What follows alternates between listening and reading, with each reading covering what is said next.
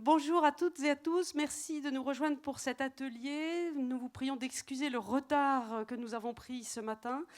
Surtout, je m'excuse auprès de ceux qui sont à distance avec nous, puisque vous avez attendu longtemps.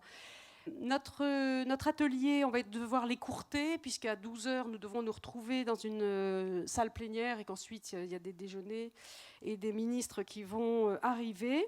Donc nous avons une demi-heure pour traiter, non pas traiter, mais pour aborder ce sujet qui concerne un des points centraux des États généraux, les politiques publiques, mettre en place ou renforcer les politiques publiques à différentes échelles, de la francophonie, des États, des collectivités territoriales.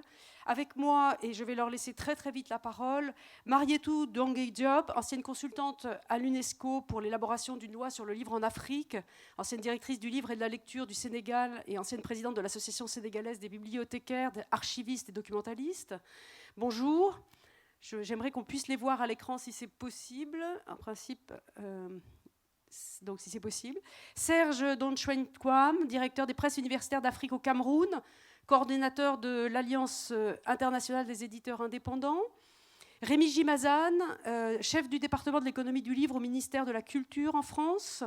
Cécile Jodowski-Pera, directrice déléguée de l'Agence régionale Occitanie, directrice déléguée de la Fédération interrégionale du livre et de la lecture, la FIL. Henri Nkoumo, directeur du livre au ministère de la Culture en Côte d'Ivoire. Et Émilie Prophète, à mes côtés, écrivaine, avocate, au bureau haïtien du droit d'auteur et qui a été également directrice du livre et de la lecture en Haïti. Et Nadine van Vlekenhuizen, excusez-moi pour la prononciation, directrice générale adjointe au service général des lettres et du livre de la Fédération Wallonie-Bruxelles. Nous sommes nombreux, j'espère vraiment qu'on va pouvoir voir les visages de ceux qui sont à distance. Je vais devoir mettre des contraintes, que vous alliez au cœur du sujet, de votre expérience, quelles difficultés pour mettre en place des politiques publiques, quelle importance de ces politiques publiques et comment mise en place ou comment vous souhaiteriez qu'elles le soient. Je vais commencer donc, je vous propose de commencer par l'ordre du programme, c'est le plus simple. Si Marietou Dongué-Diop est avec nous, je vous laisse la parole. Alors, puisqu'on n'a pas tout de suite, je vais alors changer mon fusil d'épaule, je vais commencer avec Émilie Prophète qui est avec nous. Émilie, à vous la parole. En Haïti, cette problématique des politiques publiques. Cette problématique des politiques publiques est centrale dans l'ensemble des problèmes, des difficultés que nous avons à gérer le quotidien, à faire fonctionner les institutions. Et ce n'est pas qu'au niveau seulement du livre et de la lecture. Et c'est un pays qui a connu et qui connaît encore une période d'instabilité qui ne sert pas les ambitions que les uns et les autres, dont moi, ont eu à un certain moment pour renforcer les structures de lecture publique et mettre en place une politique du livre et de la lecture, l'instabilité politique, mais aussi les désastres de toutes sortes, naturels et provoqués. Récemment, nous avons connu un drame terrible qui a été l'assassinat du président de la République. Donc, ces rencontres de francophones, de l'ensemble des acteurs de la francophonie autour de la nécessité de réfléchir sur la circulation du livre, l'établissement de politiques du livre et les échanges entre francophones, traduction, circulation du livre sont extrêmement importantes vu que nous sommes confrontés à des difficultés qui nous empêchent de réfléchir tout seul. Et est-ce que nous sommes dans un monde aujourd'hui où l'on réfléchit tout seul sur les questions du livre et de la lecture, des politiques publiques? Je ne le crois pas. Et je sais qu'Haïti n'est pas le seul parmi les pays qui font partie de cette discussion aujourd'hui à connaître de l'instabilité et toutes sortes de difficultés. Donc c'est très important d'avoir tous ces acteurs, tous ces gens concernés, impliqués, dont les questions du livre et de la lecture constituent le quotidien, le travail et même le combat, de réfléchir sur les politiques du livre et de la lecture, la circulation du livre et des auteurs. Et je vais même jusqu'à dire que ces états généraux pourront servir de base dans la constitution de politique du livre et de la lecture.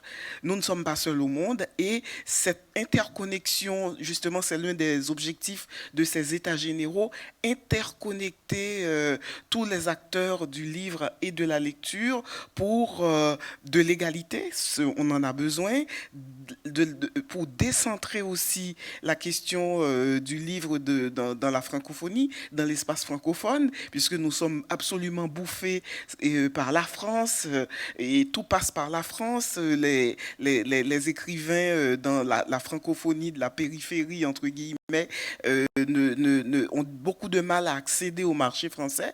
Donc, tous ces acteurs qui réfléchissent à comment changer la donne, et est extrêmement important. Tout ça est extrêmement important pour le livre, pour la circulation du livre en français.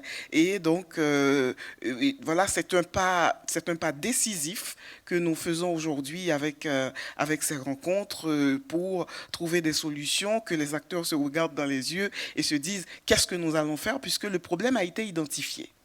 Merci, merci Émilie. Effectivement, c'est très important et je crois que vous avez raison de le dire. De ne pas se sentir tout seul face aux difficultés de son propre pays, c'est quelque chose qui ressort très fortement dans tous les échanges que nous avons eus.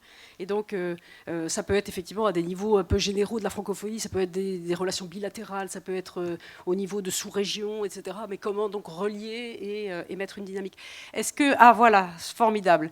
Donc, je vois en tout cas apparaître à l'écran Nadine, voilà, de la Fédération Wallonie-Bruxelles. Je vois apparaître Marietou, enfin je ne vois que son nom, qui est avec nous. Mais écoutez...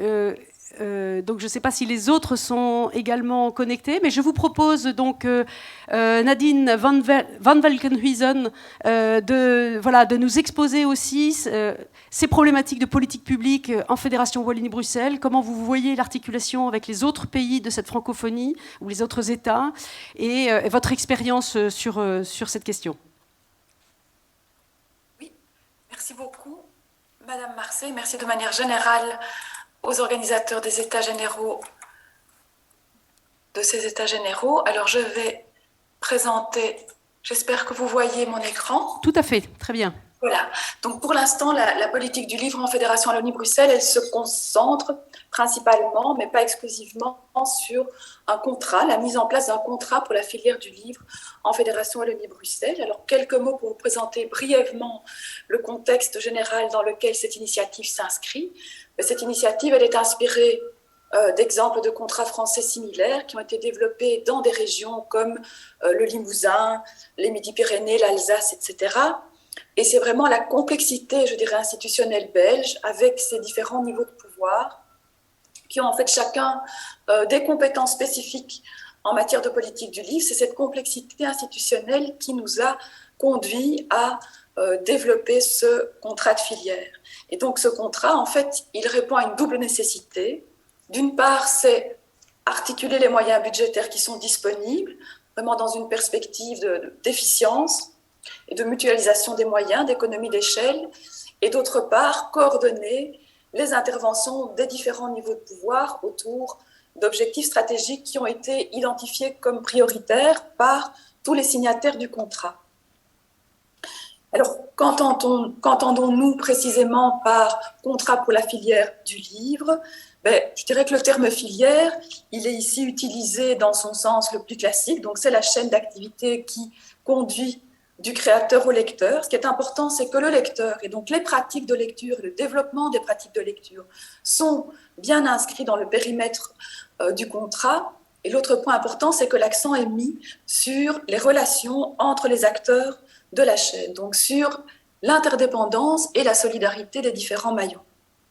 Alors ce contrat, il est conclu d'une part entre les pouvoirs publics et d'autre part entre les représentants, les professionnels de la filière, pour élaborer, mettre en œuvre une approche qui est vraiment globale et intégrée de la politique du livre. Donc c'est un dispositif complet qui coordonne les aides et les actions qui sont proposées par les différents niveaux de pouvoir public, mais qui aussi mutualise les ressources humaines et budgétaires qui sont mobilisables par chacun des signataires et qui a vraiment trois objectifs principaux: stimuler et soutenir l'économie du livre, mais aussi stimuler et soutenir la vie littéraire et, très important, les pratiques de lecture. Alors, qui est-ce qui signe le contrat et qui en bénéficie? Mais les parties prenantes, les signataires, ce sont d'une part donc, les différents niveaux de pouvoir public, l'État fédéral, la communauté, les régions, les provinces, les villes et communes. Et d'autre part, les associations qui sont représentatives du secteur du livre en Fédération Wallonie-Bruxelles, donc en Belgique francophone, et en particulier le partenariat interprofessionnel du livre et de l'édition numérique. Donc c'est une plateforme associative qui est vraiment chargée d'accompagner les professionnels du livre dans les mutations techniques, technologiques, commerciales qui sont en cours actuellement et qui rassemble en fait 6 associations: la Maison des auteurs, l'Association des éditeurs belges, Éditeurs singuliers, qui est la 2e grande fédération d'éditeurs dans notre pays, le syndicat des libraires francophones de Belgique et puis 2 associations de bibliothécaires. Donc les bénéficiaires, c'est qui?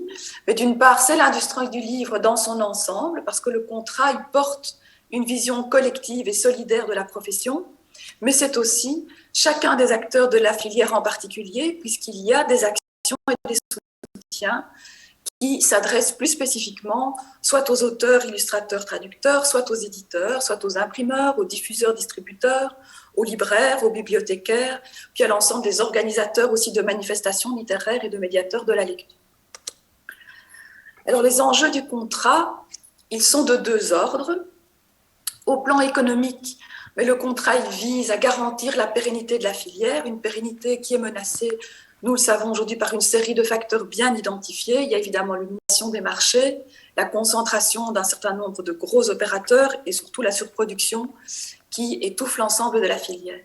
Autre enjeu économique important, c'est stimuler la croissance du secteur, un secteur qui a un impact sur l'emploi et un retour sur investissement qui ne sont vraiment pas négligeables. Il faut savoir par exemple qu'en Fédération Wallonie-Bruxelles, à peu près 15% de l'emploi salarié global est occupé par le secteur du livre en Wallonie et un peu plus de 13% à Bruxelles. Par ce maintien de la croissance, ce développement de la croissance du secteur, on vise aussi bien sûr à maintenir les talents et les entreprises en Fédération Wallonie-Bruxelles. Alors une autre part des enjeux, ils sont plutôt d'ordre culturel et sociétal et ils résident principalement dans la démocratisation de l'accès au livre et à la lecture et dans le maintien de la diversité culturelle à travers à la fois une création variée de qualité accessible à tous, mais aussi à travers un tissu éditorial bien ancré sur le territoire de la Fédération Wallonie-Bruxelles et enfin à travers un réseau dense et lui aussi correctement réparti sur l'ensemble du territoire de bibliothèques et de librairies indépendantes. Alors j'en viens au contenu de ce contrat. Ce contenu, il se présente sous 2 formes. D'abord, le texte même du contrat qui dessine un cadre général qui définit le programme d'action, les modalités de financement et le système de gouvernance. Et puis ce cadre général, ce texte même du contrat, est accompagné d'une série d'annexes techniques.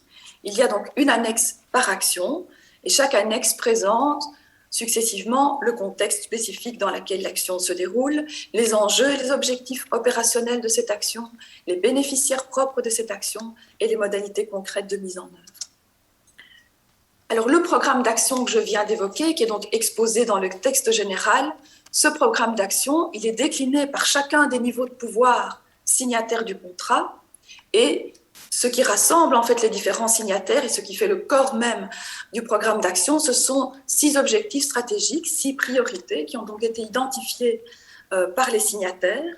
D'une part, c'est la démocratisation, le développement des pratiques de lecture, avec par exemple des actions qui visent le développement d'un programme auteur en classe ou des actions qui visent la formation initiale et continue relative à l'enseignement de la littérature de jeunesse à destination des enseignants, mais aussi des bibliothécaires et de tous les médiateurs de la lecture. Deuxième priorité, c'est l'accord au nouveau marché, avec par exemple des actions qui visent la publication de catalogues bilingues pour l'export ou des accords cadres d'achat de livres par les pouvoirs publics qui permettent d'acheter l'ensemble des livres à des librairies indépendantes. Ça peut aussi être des actions collectives de coaching d'éditeurs, par exemple. Troisième priorité, c'est l'innovation. Alors bien entendu, l'innovation, c'est l'accompagnement de projets numériques, mais c'est aussi des actions qui visent la formation à l'utilisation des réseaux sociaux et au partenariat avec des blogueurs du livre, par exemple. Quatrième priorité, la professionnalisation et la structuration des activités. On retrouve ici toute une série de dispositifs qui visent la formation et l'acquisition d'outils professionnels, mais aussi, par exemple, le développement d'une économie plus circulaire et plus éco-responsable du livre. Cinquième priorité, renforcement de l'interprofession et articulation des ressources. Là, ce sont par exemple des actions qui visent à faire du livre, qui visent vraiment aussi le développement, par exemple, de ce contrat. Ça fait partie de l'interprofession.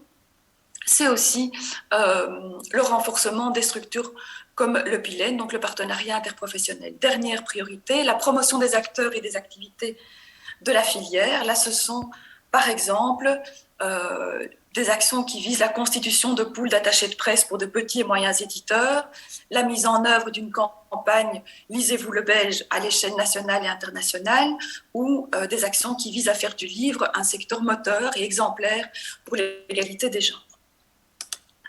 Alors, les modalités de financement, ce contrat, ce dispositif, il repose sur un système de cofinancement, donc qui fixe chaque année les objectifs qui sont visés, à la fois en termes d'action et de budget.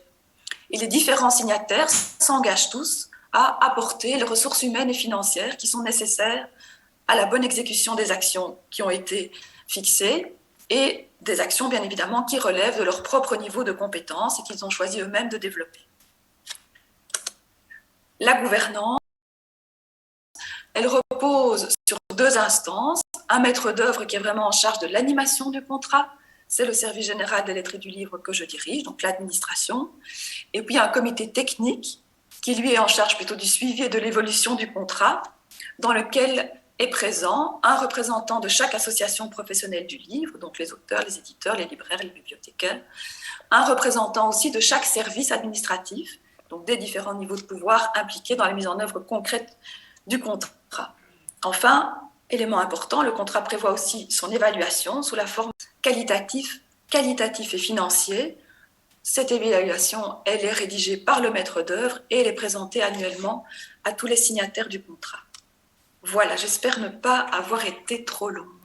Merci Nadine pour cette présentation très très précise et exhaustive qui montre le niveau d'organisation et de structuration de cette filière et qui, je pense, peut servir en tout cas de modèle ou de base aux réflexions d'un grand nombre des acteurs présents ici. Donc merci infiniment pour cette présentation. Je vais donner la parole tout de suite, alors je m'excuse mais on court un petit peu, je vais donner la parole à Marietou Diong Diop, je crois que j'ai aperçu la mire à l'écran. Voilà, bonjour Marietou. Enchantée. Bonjour. Est-ce qu'au Sénégal, vous pouvez nous dire un petit peu comment ça se passe? Je vous demande juste d'être assez concis dans vos présentations. Malheureusement, c'est un sujet inépuisable et qui est au cœur de nos états généraux. Mais le temps qui nous est donné tout de suite aujourd'hui est court. Merci. Merci Sylvie, je comprends les contraintes. Au Sénégal, de toute façon, on est réputé pour avoir les meilleurs textes législatifs, réglementaires, un cadre juridique des plus performants. Mais toujours le problème qui se pose, c'est la mise en adéquation du cadre et des pratiques effectives sur le terrain. Ça, je pense qu'on pourra y revenir dans les débats. Mais ce qui est sûr, c'est que le rôle crucial de l'État est bien défini, le cadre législatif existe. Aujourd'hui, en faveur de la décentralisation, je pense qu'il y a moins d'État, il y a moins de centralisme. Et donc, l'État a accepté de transférer la plupart de ses compétences et des décisions qui en découlent aux collectivités locales. Donc, aujourd'hui, il y a 9 domaines de compétences qui ont été transférés, dont l'éducation, la culture, jeunesse, sport, santé, environnement, etc. En fait, toutes les compétences nécessaires aujourd'hui dans le cadre de la décentralisation et de la coopération décentralisée, justement. Donc, il y a ce qu'il faut pour mener un véritable programme de coopération décentralisée. Et je pense que ça, c'est un contexte très favorable parce que moins d'État, ça veut dire plus de responsabilité aux collectivités locales, plus de participation citoyenne aux décisions, donc qui concernent la société civile.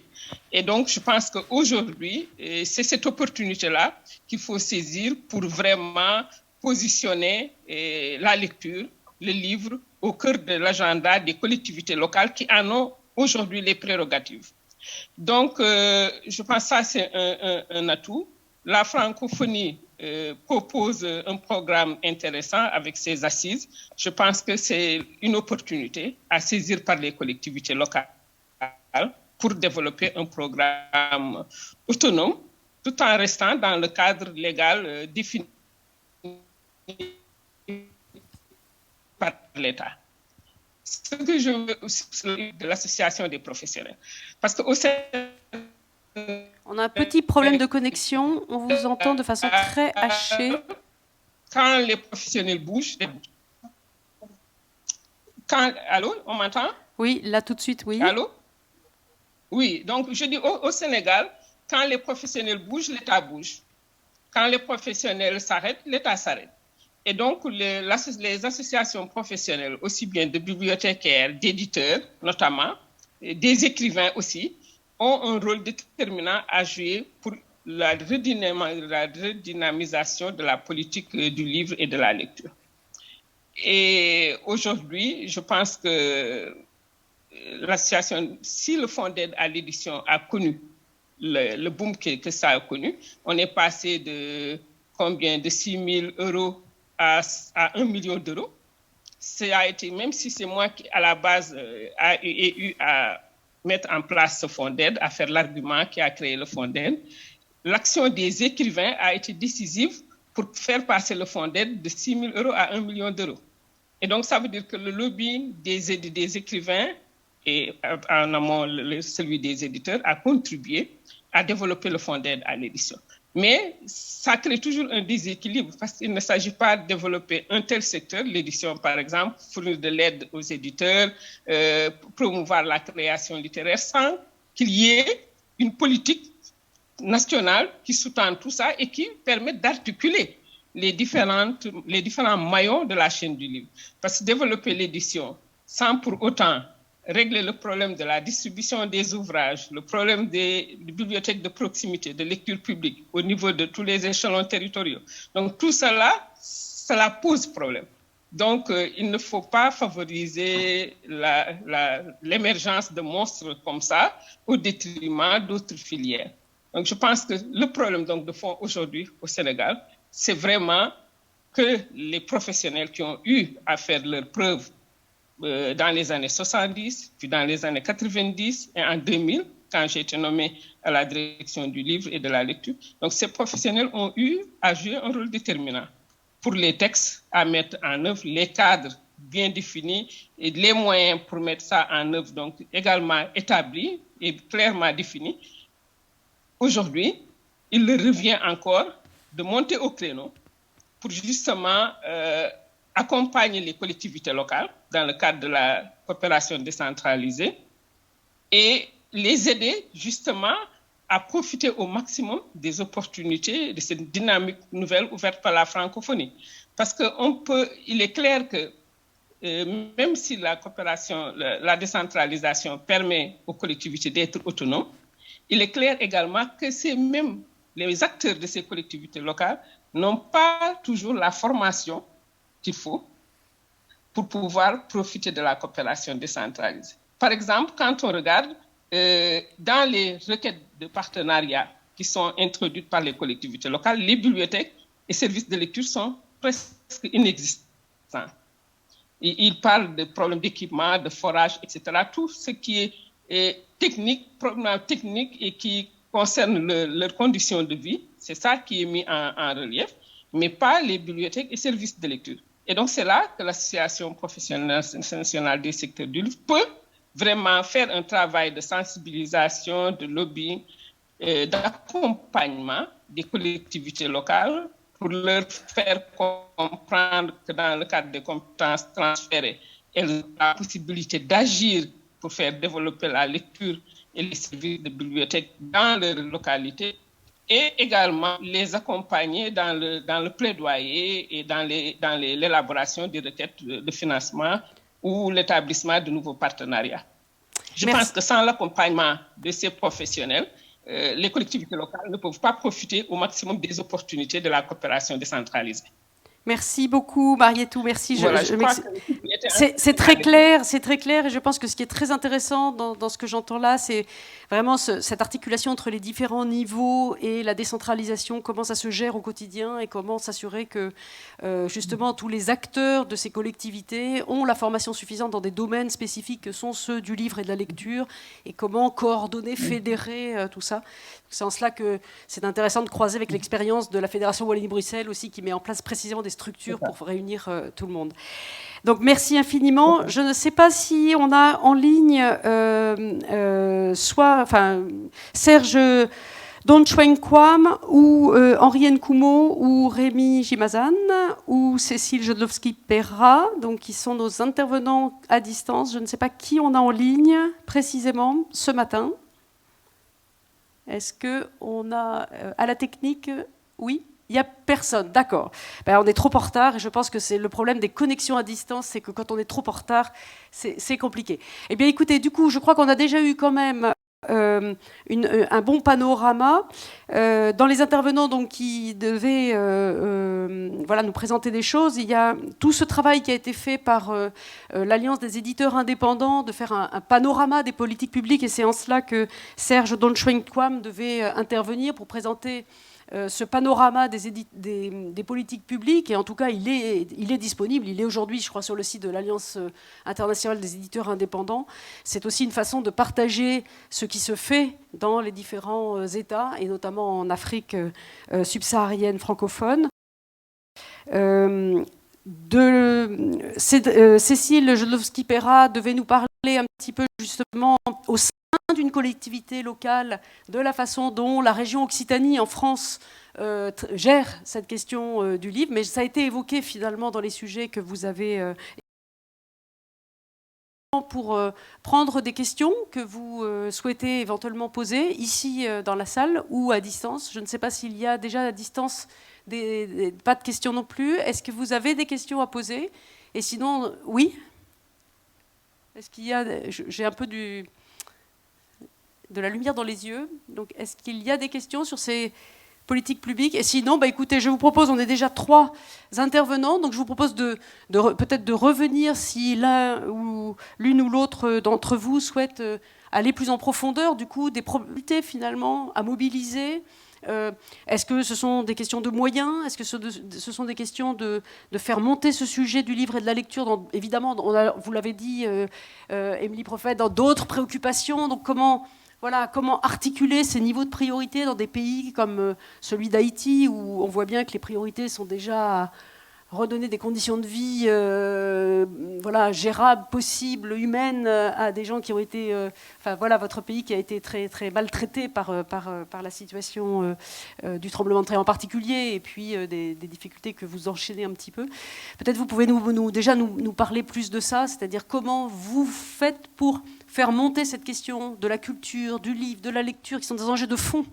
En fait, les questions culturelles sont très présentes dans la vie haïtienne, et nous avons connu beaucoup de difficultés ces 11 dernières années, particulièrement avec le tremblement de terre de 2010, l'instabilité politique constante et les cyclones, et un autre tremblement de terre pendant le mois d'août, un tremblement majeur dans le sud. Mais les questions du livre, de la lecture, de la culture restent extrêmement importante en Haïti pour différentes raisons. Nous sommes très attachés à certaines expressions culturelles, notamment le livre, la lecture et l'écriture. Et il se trouve aussi qu'en Haïti, les écrivains sont ceux qui imposent toujours le pays de manière positive dans les médias internationaux. Au-delà des catastrophes, au-delà des trébuchements qui sont nombreux. Donc, donc, du coup, le livre est très, très, très important au cœur de la vie haïtienne. Il y a toujours une manifestation culturelle, et particulièrement autour du livre et de la lecture qui se déroule. Par exemple, nous avons eu la semaine dernière le festival de contes. Nous allons avoir le festival En lisant en décembre et le festival de théâtre aussi. Donc il y a une vie culturelle et c'est d'autant plus important pour les gens que ça leur donne l'impression mais qu'ils existent au-delà des catastrophes. Donc nous parlons bien sûr de cette politique du livre nécessaire depuis des années et comme je l'ai dit tout à l'heure, les efforts qui ont été faits ont été particulièrement mis à mal par les différents tremblements de terre et aussi l'instabilité politique qui est quand même plus cruelle pour les Haïtiens que les catastrophes elles-mêmes, parce qu'il faut seulement se préparer. Vous savez que vous habitez dans un pays où il y a des failles, de potentiels risques de tremblement de terre. Vous construisez en fonction des risques que présente le pays géographiquement. Mais l'instabilité, quand il y a une instabilité politique constante, donc on ne peut pas réfléchir à des politiques publiques. Parce qu'il faut de la stabilité pour faire une politique publique. Si le gouvernement change chaque année, donc c'est très très difficile de réunir des acteurs, de discuter, de voir ce qui serait plus pertinent pour faire une politique publique du livre, de la santé ou de l'éducation.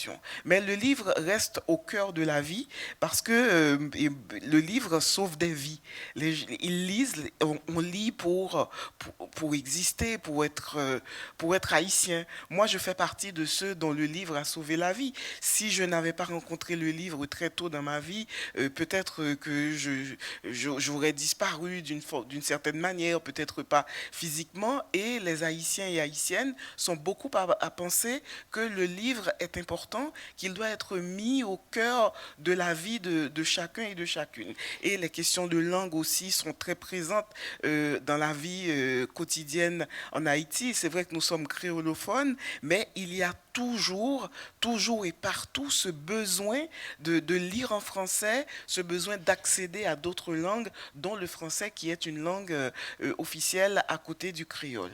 Est-ce que vous pensez du coup que c'est le fruit d'une politique quand même du livre et de la lecture qui est ancienne et qui produit ses effets aujourd'hui, c'est-à-dire en dépit des grands drames que vous vivez, vous avez installé en Haïti le fait que ce livre, comme vous le dites si bien, est un élément vital qui permet de...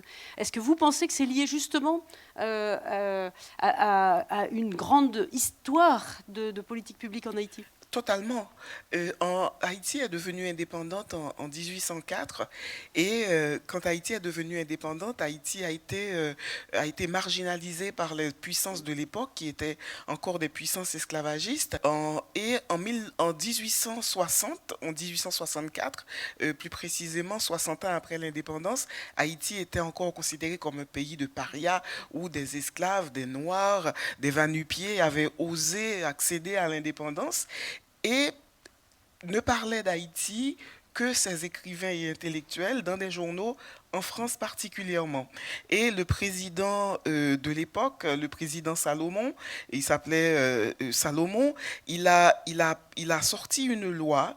Il y a une loi qui a été adoptée où il était question de droit d'auteur et de dire les écrivains, les penseurs haïtiens rendent tellement service à la République d'Haïti en la présentant d'une autre manière dans les journaux à l'étranger qu'il faut leur donner un statut. Il faut leur reconnaître des droits d'auteur. Donc, c'est pour vous dire que comment l'écriture, la lecture, l'écrivain, sa représentation ont toujours été importantes pour la République d'Haïti et les choses n'ont pas changé puisque face à tous ces déboires, quand vous ouvrez votre télévision, vous ouvrez votre journal, vous dites mais qu'est-ce qui arrive à ce pays et nous aussi à l'intérieur, on se dit mais est-ce que tout le monde est devenu fou? Mais quand Dany Laferrière entre à l'Académie française, plus importante que si le président de la République faisait un discours ou qu'un ministre allait inaugurer, que sais-je,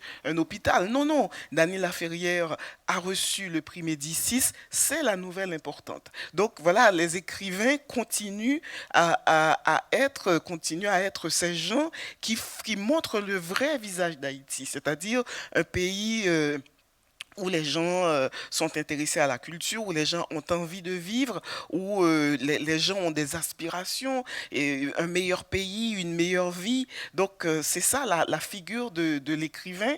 Donc, et tout ça est attaché à un objet qui s'appelle le livre, et nous courons après ces livres-là, après ce livre-là, et ce livre-là devrait être disponible pour tout le monde.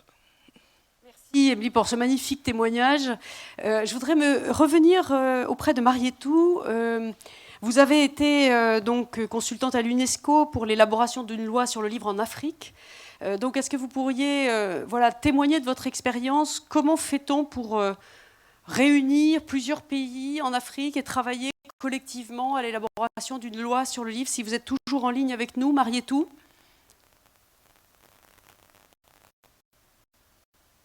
Est-ce que vous voyez Oui, elle a des problèmes de connexion, visiblement.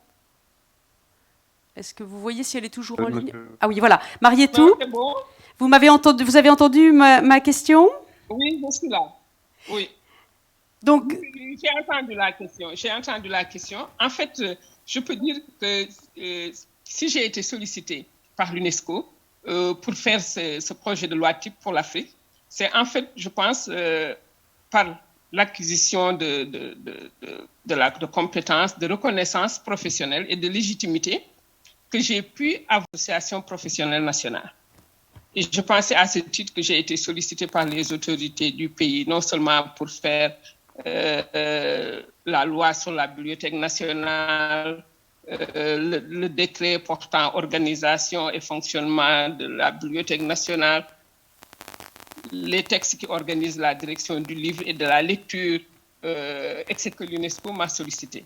Donc, je me suis non seulement appuyée sur l'association, il y a eu un travail personnel de départ qui a été facilité par la mise à disposition, la documentation que j'ai pu avoir justement avec aussi bien du côté de la France, du côté de l'UNESCO, parce qu'il y avait une loi type de l'UNESCO qui a été élaborée en partenariat avec les pays d'Amérique latine et qui a été conduite par Alvaro Garçon, qui était à l'époque à l'UNESCO. Et donc, cette loi type, déjà, m'a servi de référence. Ensuite, je me suis appuyée sur les expériences françaises, mais surtout canadiennes, en ce qui concerne la loi sur le livre et les types d'agréments qu'il faut donner aux éditeurs, aux libraires, pour mieux organiser cette chaîne du livre, surtout l'économie du livre. Donc, tous ces textes-là m'ont servi de base, donc de référence pour entamer le travail. Merci. Une fois que j'ai fait la compilation et contextualisé, j'ai pu donc m'approcher des différents professionnels de la chaîne du livre. J'ai pu avoir des séances de travail avec les éditeurs, les libraires, les écrivains, aussi bien en français qu'en langue nationale, mais aussi les responsables du pays, c'est-à-dire le ministère des Finances, le ministère du Commerce, le ministère de l'Industrie, les impôts et domaines, le ministère de l'Éducation, de la Culture. C'est-à-dire qu'il a fallu vraiment faire le tour de toutes les institutions qui sont impliquées dans la politique du livre, avoir leur point de vue, leur soumettre le texte, avoir des amendements. Et j'ai eu beaucoup de difficultés au niveau des finances, par exemple. L'accord de Florence, pour eux, avoir signé l'accord de Florence et le protocole de Nairobi, c'était suffisant pour le livre. Il fallait leur montrer que si ça favorise l'importation du livre, cela ne règle pas le problème de la production locale des ouvrages, ni le problème de la promotion, etc., et que ce n'était pas suffisant pour le livre. Et ça, ils venaient de le découvrir. Pour les autorités publiques, l'accord de Florence réglait tous les problèmes du secteur du livre. Donc, il a fallu vraiment faire beaucoup de lobbying et puis des va-et-vient avec les différents professionnels pour avoir leurs amendements. Donc, ça a été un long processus jusqu'à l'adoption, donc par tous, parce que l'UNESCO a convoqué une réunion régionale. Donc, il y avait les directeurs ou les responsables des politiques de livre dans toute l'Afrique, notamment l'Afrique de l'Ouest en tout cas. La Guinée était présente, le Togo, Burkina, Côte d'Ivoire, etc.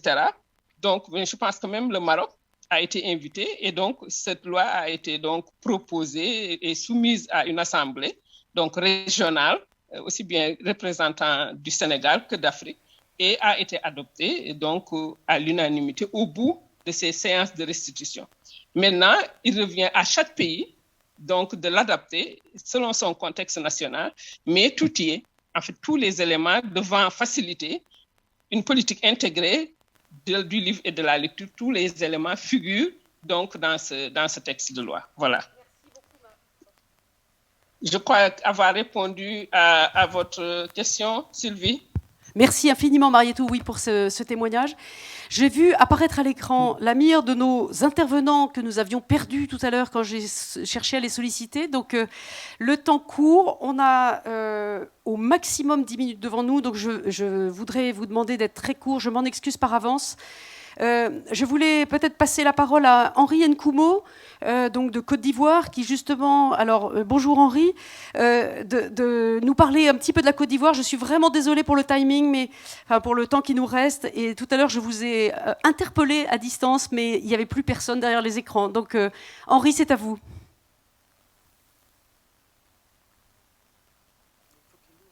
Il faudrait ouvrir. Que je suis entendu.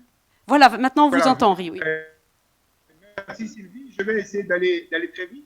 Moi, j'ai toujours soutenu que tout État, tout pays devrait d'abord se doter d'une bibliothèque nationale. On vous entend très mal. Est-ce que vous... Ah, ça y est. Oui, ça marche. C'est bon, c'est bon, c'est bon, c'est bon.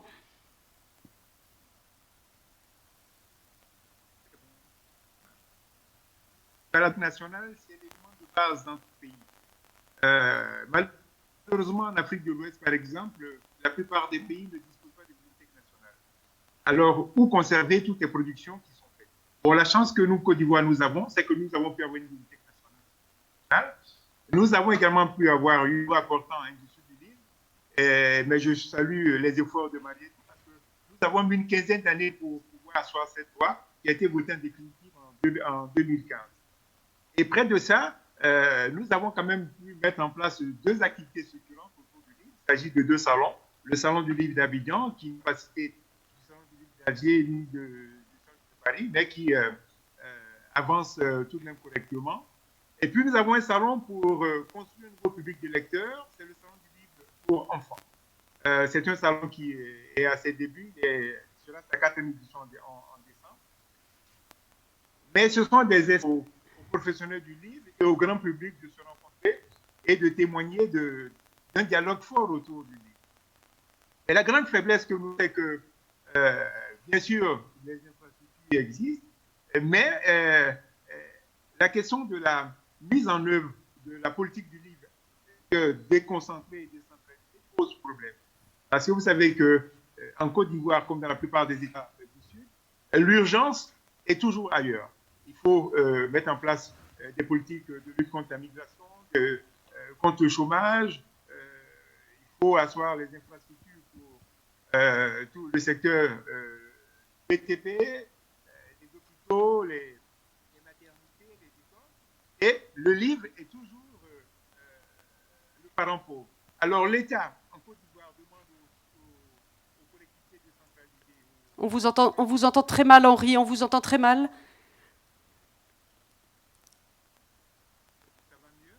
Non, on vous entend très très loin.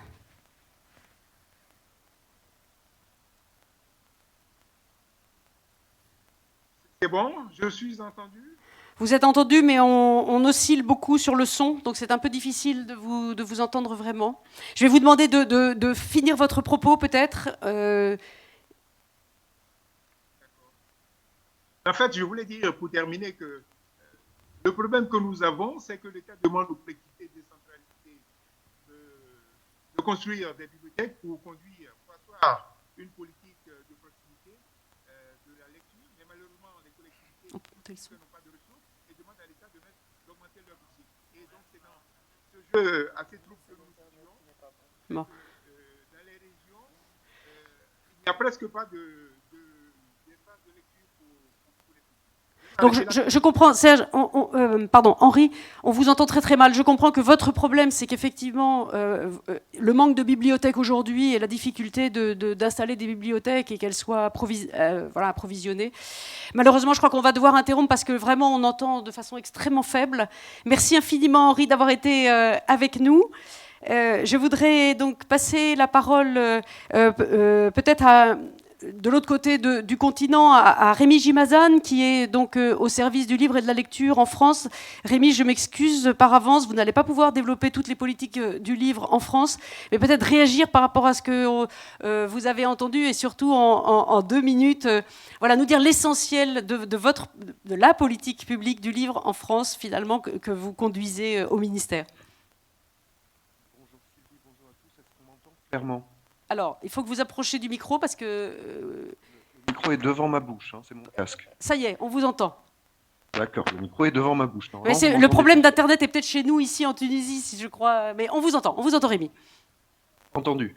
Donc, c'est une gageure Sylvie, je vais essayer de m'y tenir. Donc, je travaille dans une entité qui s'appelle le Service du livre et de la lecture et qui concentre en réalité l'ensemble des politiques, qui conçoit en réalité la politique de l'État pour le livre et la lecture au sens très très large. C'est-à-dire qu'il y a à la fois les compétences patrimoniales, dont il a été question, les compétences de développement de la lecture publique et les compétences... On a, en fait, excusez-moi Rémi, mais on a un énorme problème de réception. Je pense que c'est le réseau Internet ici à Tunis qui est très mauvais, parce qu'on a un son qui est absolument très irrégulier, qui fait qu'à certains moments, on entend vraiment très peu. Est-ce que les techniciens me confirment que c'est un problème d'Internet ici qui fait qu'on n'arrive pas à avoir le son? Ou alors est-ce qu'on vous demande de couper la caméra pour avoir plus de flux pour le son? Peut-être, on peut essayer comme ça. Est-ce que ça marche mieux? C'est peut-être mieux, oui. On vous écoute? Alors, je reprends. Donc, au ministère de la Culture, toutes les compétences, patrimoine, développement des publics, développement de la lecture publique et stimulation de la création sont concentrées dans un service du livre et de la lecture. Et c'est très important pour nous parce que ces différentes composantes sont articulées. L'intervention de Marietou m'a vraiment intéressé à cet égard parce qu'il y a vraiment quelque chose de systémique dans les politiques du livre et de la lecture. Le développement de la lecture et des bibliothèques est nécessairement articulé avec le développement d'une économie du livre saine d'une part, et avec l'arrivée du numérique, il y a une interaction de plus en plus forte entre les politiques patrimoniales et les politiques de normalisation documentaire et les politiques d'économie du livre. La numérisation du patrimoine, la numérisation des livres et le développement d'une économie numérique, ce sont des choses qui doivent absolument se parler. Ça, c'est le premier message important, je pense, que je pouvais transmettre. L'autre enjeu, et ça a aussi été évoqué, c'est un enjeu de coordination des différents intervenants publics, à l'échelon de l'État, à l'échelon des collectivités locales qui ont la compétence bien souvent sur les bibliothèques publiques, et d'autres types de collectivités qui interviennent en direction de l'économie. À cet égard, tant ce qui a été présenté par Marie, qui a été évoqué par Henri, du côté du nécessaire partenariat entre l'État et les collectivités locales pour la lecture publique, mais également l'expérience de la communauté française de Belgique autour d'un contrat de filière qui permet de coordonner et d'articuler l'ensemble des différents échelons d'acteurs publics autour des politiques publiques sont très intéressants. Donc les deux messages que j'avais apportés, c'est les différentes politiques du livre et de la lecture, les différentes composantes, c'est très très important qu'elles soient articulées, pensées et conçues ensemble. Et d'autre part, les différents niveaux d'acteurs publics doivent, et c'est crucial pour la réussite de ces politiques, être articulés. J'espère que je me suis tenu à votre... Merci infiniment Rémi. Les conditions techniques ne sont pas très favorables, il faut bien reconnaître, mais je crois qu'on a quand même compris l'essentiel effectivement de ce que vous disiez, donc l'importance de traiter des différents échelons, de traiter d'abord des différents sujets dans un même lieu au ministère, hein, dans le même service, l'importance de regrouper les différents échelons dans lesquels se travaillent les politiques publiques, qui rejoint ce que nous avait dit Nadine en Fédération Wallonie-Bruxelles, et l'importance effectivement de relier les acteurs et donc de travailler collectivement. Merci Rémi. Je voudrais donner la parole, j'espère que le son va être un petit peu meilleur, à Serge Djonchweng-Kwam, qui a réalisé un travail très important de panorama des politiques publiques pour notamment l'AIEI. Donc peut-être d'intervenir. Alors là aussi, je m'en excuse Serge, 2 minutes, parce que nous devons absolument rejoindre la salle plénière à 12h. Merci. Très rapidement, de ce qui ressort effectivement de cette étude que nous avons menée au sein de l'Alliance, on va dire pour les 12 pays qui ont été exploités, dont les données ont été exploitées, la question essentielle se résume en la nécessité pour les systèmes publics de reconnaître que le livre est un problème public. C'est la première chose à faire. C'est très difficile d'entendre là. Peut-être on va demander à Henri et à Cécile de couper leur caméra pour essayer que le flux ne soit qu'un flux audio. La caméra est coupée. Oui, mais je demande à Nadine, à Cécile et à Henri s'ils peuvent couper leur caméra. On va essayer de donner le maximum de flux au son. On vous écoute, Serge.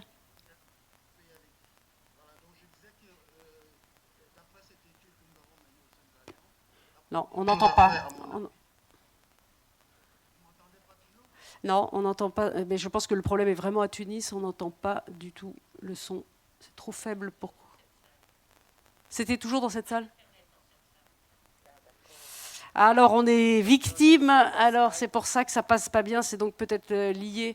Bah, écoutez, alors malheureusement, je crois que vu les conditions techniques, je suis vraiment confuse pour Serge et pour Cécile, qui avaient vraiment des choses importantes à nous dire. Je pense qu'on a traité quand même globalement un peu du sujet. Il nous manque ces expériences partagées à la fois donc, au niveau de l'ensemble des politiques publiques en Afrique et du travail qui a été réalisé, mais je vous renvoie vraiment au travail de Serge Kwam sur l'AIEI, donc l'Alliance des éditeurs indépendants, et avec la publication de ce panorama des politiques publiques qui est donc accessible à tout le monde. Donc vraiment, allez-y parce que le travail est formidable. Et puis, Cécile, pour la région Occitanie, on vous enverra des liens peut-être sur ce qui est fait, parce que je pense que cette articulation au niveau des collectivités et cet échange entre pays au niveau des collectivités est extrêmement féconde parce qu'elle permet de relier des éditeurs entre eux qui ont des tailles qui sont plus comparables parfois que celles de grands éditeurs nationaux. Et donc, en tout cas, c'est extrêmement fécond. Il y a beaucoup d'actions qui sont faites au niveau de la région Occitanie. C'est pour ça que je voulais lui donner la parole. Je sais qu'il y a eu des échanges avec, en particulier, le Maroc et des éditeurs au Maroc. Et donc, que des partenariats peuvent se faire entre des collectivités locales, territoriales dans certains pays, d'autres pays. Et tout ce maillage, finalement, des politiques publiques et des acteurs est extrêmement important et peut se jouer, comme on le disait, à différentes échelles. Un grand merci à tous d'avoir été présents ici, ceux qui nous écoutent, ceux qui sont intervenus. Toutes nos excuses pour la qualité technique dans cette salle. J'apprends que ce n'était pas la première fois. Merci quand même aux techniciens d'avoir fait leur maximum pour rendre ces échanges possibles. Et donc, on vous donne rendez-vous dans la grande salle de l'Opéra pour une table ronde plénière, donc à 12h. Merci infiniment.